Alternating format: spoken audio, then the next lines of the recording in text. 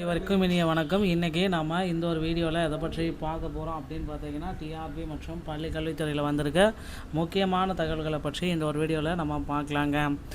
Dead ஆசிரியர் தகுதி தேர்வில் மாற்றுத்திறனாளிகளுக்கு 40%ஆகவும் 60 மதிப்பெண்கள் குறைத்து ஒரு அரசாணையை பிறப்பிச்சிருக்காங்க. இந்த அரசாணை அப்புறமா பார்த்திங்கன்னா டெட் தேர்வில் மீண்டும் பார்த்திங்கன்னா ஒரு சில மாற்றங்களை கொண்டு வந்திருக்காங்க ஆசிரியர் தேர்வு வாரியம்.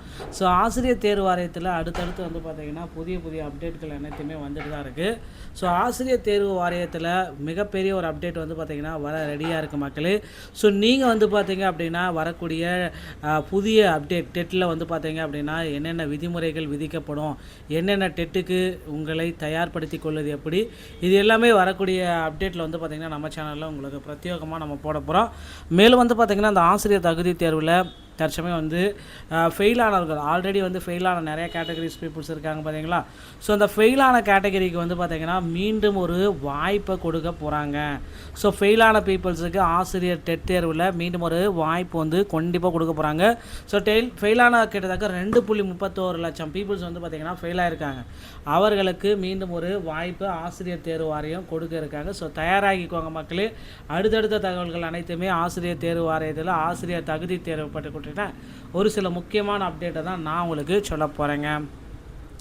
அடுத்து இந்த டெட் தேர்வை பொறுத்த வரைக்கும் பார்த்திங்கன்னா கூடுதலாக மதிப்பெண்கள் வழங்குவாங்களா அப்படின்றது தான் இப்போ கேள்விக்குறியாக இருக்குது. கிட்டத்தட்ட பார்த்திங்கன்னா டெட் தேர்வில் மதிப்பெண்கள் மாற்றிருக்காங்க. 75 எடுத்தால் பாஸு.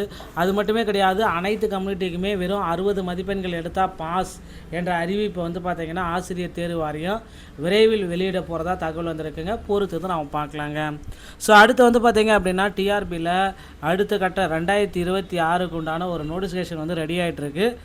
ஆசிரியர் தேர்வு வாரியத்தில் 2026 அந்த புதிய நோட்டிஃபிகேஷன் எப்பொழுது வெளியிடுவாங்க அப்படின்றது தான் இப்போ கேள்விக்குறியாக இருக்குது.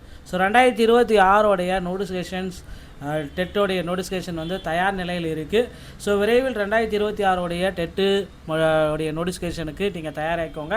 சிறப்பு டெட் பார்த்திங்க அப்படின்னா ஆசிரியர்கள் அரசு பணியில் இருக்கிற ஆசிரியர்கள் மட்டும் தான் எழுதணும் அப்படின்ற கோரிக்கை வச்சுருக்காங்க. ஆனால் பார்த்திங்கன்னா சிறப்பு டெட்டில் தோல்வி அடைஞ்ச அனைத்து நபர்களுக்குமே சிறப்பு டெட்டை வைங்க அப்படின்ற மாதிரி ஒரு சில கோரிக்கைகள் எல்லாமே ஆசிரியர் தேர்வு வாரியத்திற்கு மக்கள் வைத்து கொண்டிருக்கிறார்கள். இதன் மூலம் பார்த்திங்கன்னா டெட் தேர்வில் அதிக மதிப்பெண்கள் கண்டிப்பாக நிறைய பேர் பீப்புள்ஸ் பாஸ் என்ற அறிவிப்பை கொடுப்பாங்க அப்படின்றத எதிர்பார்க்கலாம்.